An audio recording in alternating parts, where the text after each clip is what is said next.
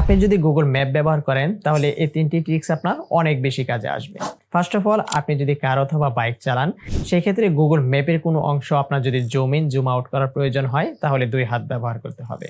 এক্ষেত্রে শর্টকাটে একটি ট্রিক্স ব্যবহার করতে পারেন। আপনার লোকেশনে ডাবল ক্লিক করে হাতের আঙুল নাড়ালে কাঙ্ক্ষিত অংশ জুম ইন জুম আউট হবে। নাম্বার 2, আমি শিওর আপনার সাথেও এমনটা হয়েছে। আপনি কোথাও গিয়েছেন, ফোনে ইন্টারনেট কানেকশন না থাকার কারণে এর কাছে ওর কাছে আপনার লোকেশন জিজ্ঞাসা করতে হয়েছে। সেজন্য গুগল ম্যাপে গিয়ে প্রোফাইল আইকনে ক্লিক করে অফলাইন ম্যাপে ক্লিক করুন। তারপর যতটুকু অংশ আপনার প্রয়োজন ততটুকু অংশ সিলেক্ট করে ডাউনলোড করে নিন। তাহলে অফলাইনেও আপনি গুগল ম্যাপ ব্যবহার করতে পারবেন।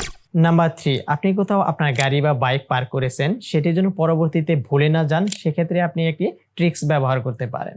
গুগল ম্যাপে গিয়ে আপনার লোকেশনে ক্লিক করে সেভ পার্কিং এ ক্লিক করে দিন। তাহলে গুগল ম্যাপই মনে রাখবে আপনি কোথায় আপনার গাড়িটি পার্কিং করেছেন এবং লোকেশনে খুব সহজে চলে আসতে পারবেন।